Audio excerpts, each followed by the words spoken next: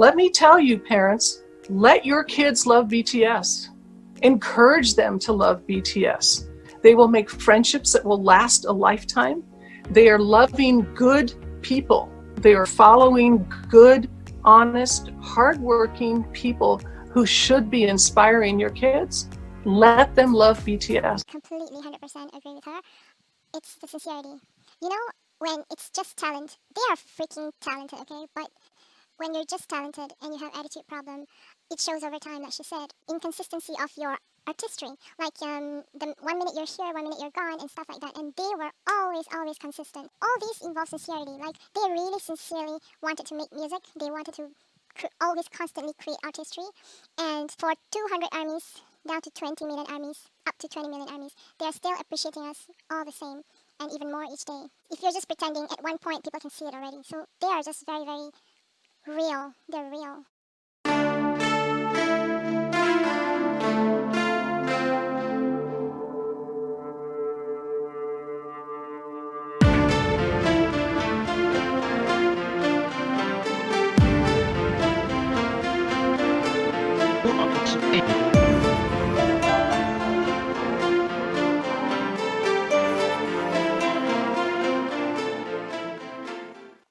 It's army time. We're back with another BTS video.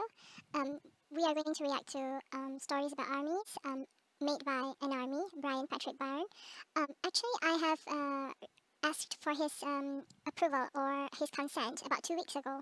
So I've been meaning to have my husband to react together with me because he's a non-army and I'm an army. So I would like to have a perspective of non-army as well, because I think these videos really have values that to show like the general public what are the values of BTS, and they are more than just like whatever cliche that they say. I haven't got to get a hold of my husband yet to do this.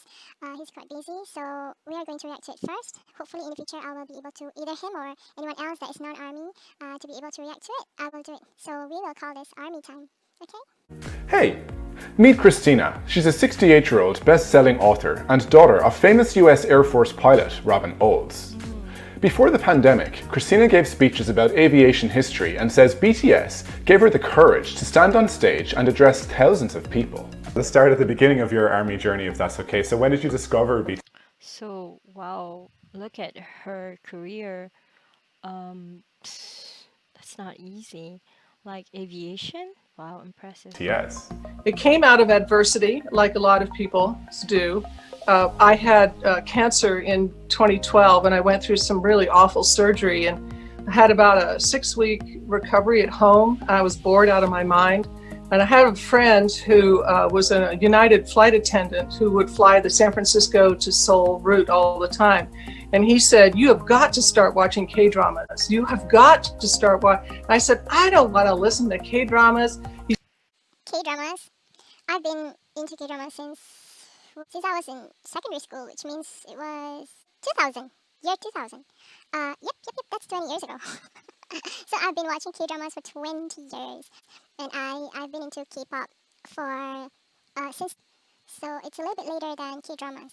But K-dramas, hello, this is Hwarang, of course. V was in Hwarang, and the OST was Jin and V. I love the song. He said, "It's all right, they're all subtitled." I said, "That's fine. I love French movies and Italian movies. The subtitles don't bother me." So my first drama was Pasta. By the 3rd episode, I was hooked, and I rolled right into Secret Garden and Coffee Prince and all these. I watched a drama called Iris and kind of got interested in the villain in Iris, had to look him up, and turns out his name was Top, T-O-P, from the group Big Bang. So I got into Big Bang, I got into EXO, I got into GOT7, I got into Super Junior, all of them. I watched everything. So I ended up watching the debut, BTS debut of No More Dream. I kept watching everything that was coming out. You know, what was your first impression? For BTS, in 2013, I knew BTS, but I wasn't into BTS yet. I was into BTS 2014, during the era of Just One Day. That was the first one, and the first one that I got hooked with BTS. Not too late, right? Was Danger in the middle of 2014 where the veil fell from my eyes and I thought, oh my God, Yes. these guys are amazing. Same. And what captured me at first was the energy of their dance. It started keeping me focused on BTS. And then, of course, Dope was right around the same time. And by that time, I was a goner. I started sort of watching and following the other groups I've been following, but the focus came more and more and more and more into BTS until by the end of 2014, I was ARMY. That was Very similar. Her story is very similar to me. On the same year as well. Like 2014, like I mentioned to you, is the year that I really got into BTS, and by the end of the year, I'm really an ARMY already. was it. I was done. Have been ever since. Oh.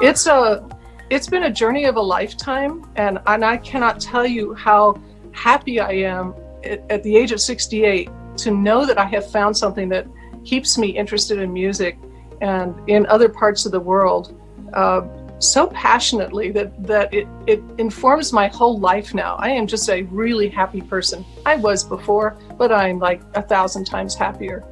That's a great saying. It's not the matter of you are seeking a refuge, like you're seeking a channel to just be happy because you don't know how to be happy. It's not that. We are happy with our lives, but meeting BTS is just making you happier and millions of other people. Like we share the same kind of happiness. It's like a connection. Than I used to be. I think we all love these boys so much that we want the success for them. There's this feeling of wanting them to have everything in the world. I feel like I'm supporting my own child in a way.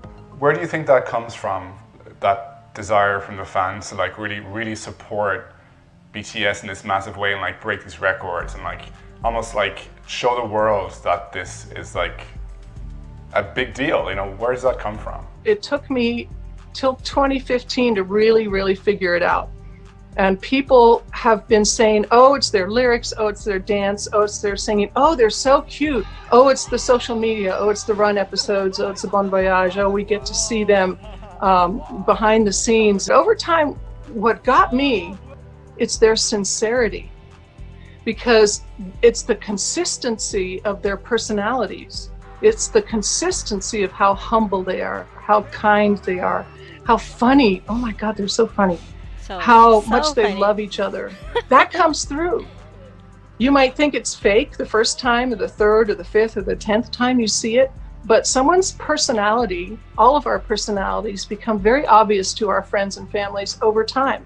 True. We stay pretty consistent. We know how we get angry, we know what makes us happy, what makes us sad, what lights our fire. There's a consistency that shows, and I think it's BTS's ultimate honesty. They show their hearts, and they love their fans. And that is a phenomenon I have never, ever seen. So you talked in an email that you sent me that, It's exactly that. When people ask me, or when the media is asked, and then I ask myself, what was it actually the X factor that have BTS have a lot of fans and followers and loyal fans? I completely 100% agree with her. It's the sincerity.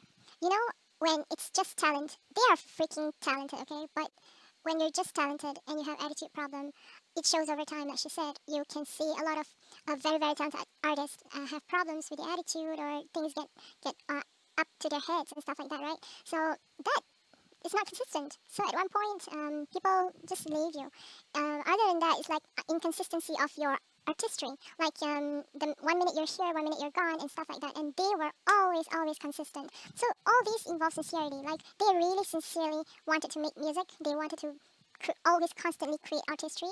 And the fact that since the start until now, they're still thanking ARMY. The same for 200 armies down to 20 million armies, up to 20 million armies. They're still appreciating us all the same, and even more each day.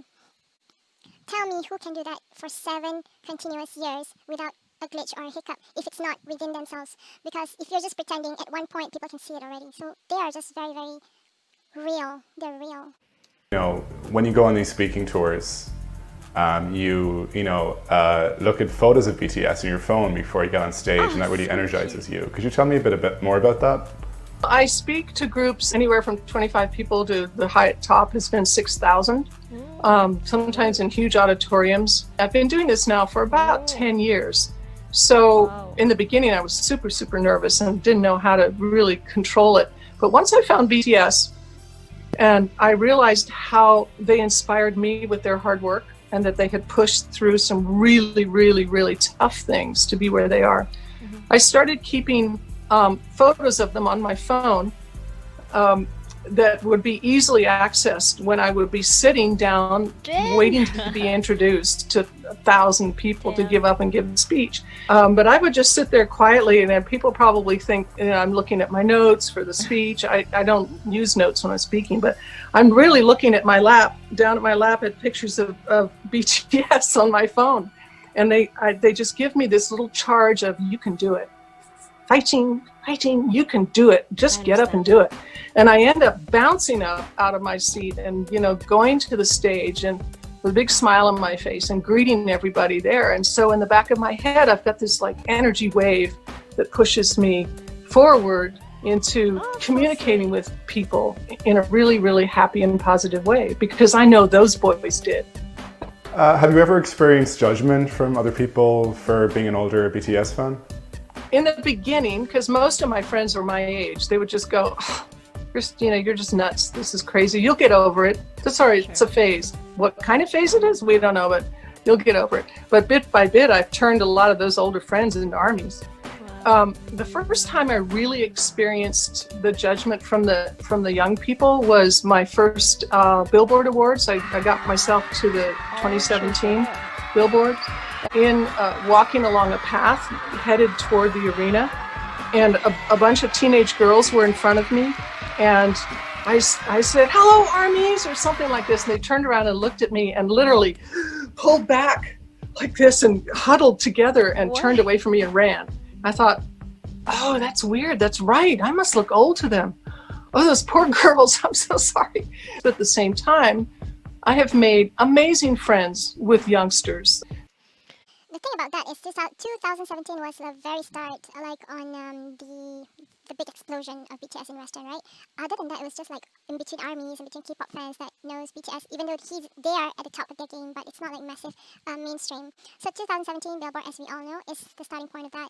I guess it also involves and it also affects the way in between armies we appreciate each other as well. Probably, but during that time, they were still having like some people maybe still have the mindsets of like, oh, I'm so surprised that you know BTS. Like, your age knows BTS. By now, it's not surprising anymore. Like, no one is ever surprised. No, anyone from any age knows BTS. So in 2017, probably there are some people that are still like, wow, you know BTS? Like, whatever age that they think probably are not going to be able to, know BTS. While, older people like us, I'm not that old, but we have been into K-pop and K-drama for a long time. So, where are we? We're definitely are we.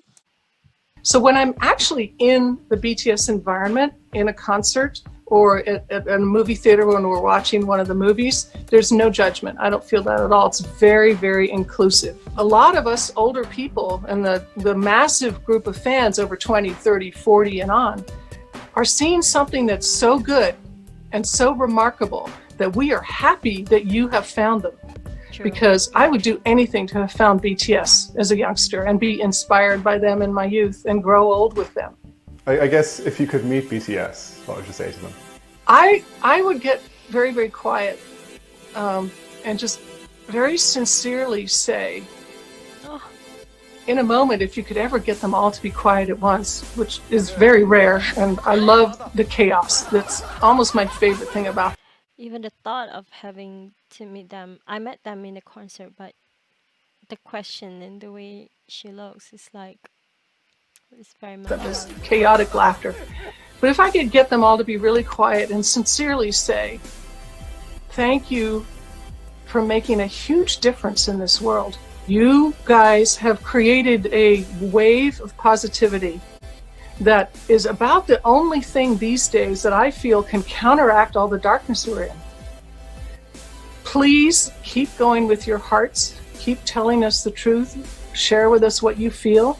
Because your intention, your clear intention to get your hearts out there is working.